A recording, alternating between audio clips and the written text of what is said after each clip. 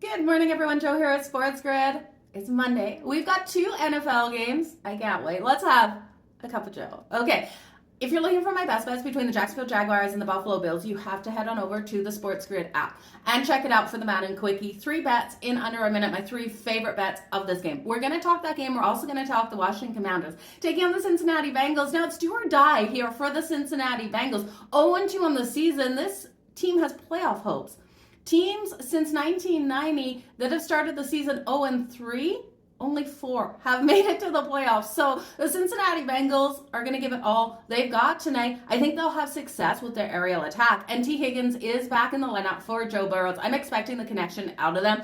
Him for the anytime touchdown. T. Higgins is plus 180. I'm going to hit on that. But I'm looking here at Washington. Cincinnati can't stop the run. You're going to see the Washington Commanders run all over them here. And I know Jaden Daniels, their dual threat quarterback, I love him. I took him already for Rookie of the Year before the season kicked off. Offensive rookie, that is. And I do think he'll have success. He'll use his legs in this one.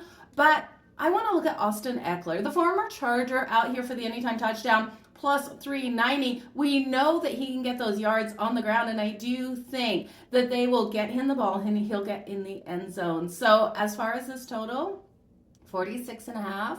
You guys have to go over that total. I don't trust either of these defenses. Let's talk about the Jacksonville Jaguars versus the Buffalo Bills. The Bills are 5.5 point favorite coming off that huge win versus Miami. Now, teams that have had those huge blowout wins haven't fared well against the spread in their next game over history. And then when we look at the Jags, 0-2 teams facing non-0-2 teams have been so strong since 2010 against that spread, going 53-32 and 2 in their next game. I'm grabbing the Jags plus the 5.5. Now, I know Trevor Lawrence has struggled to get those completions out there, sitting at a 51% completion rate for his passes. It's not pretty, but I'm expecting it to look better out there tonight. I do think you can count on him to go over his passing yards. I think the number is too low. I'm looking at Brian Thomas Jr., his wide receiver, for over his receiving yards of 44.5. Just make those connections out there on the field tonight, Trevor Lawrence. And when we look at Josh Allen, we know he's been like Superman out there. He has to be in talks for MVP.